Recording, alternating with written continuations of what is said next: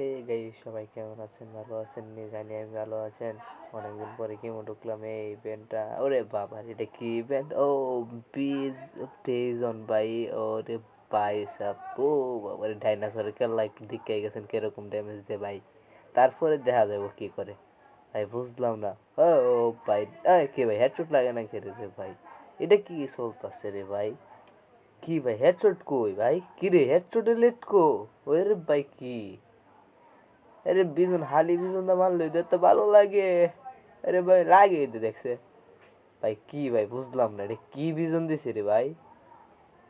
রে ভাই, আহা, মারার পর দেখছেন নি ভাই একটা মানুষ, এই যে একটা মানুষ হইব, একটা মানুষ পড়বো উল্লে হলদায় হলদায়।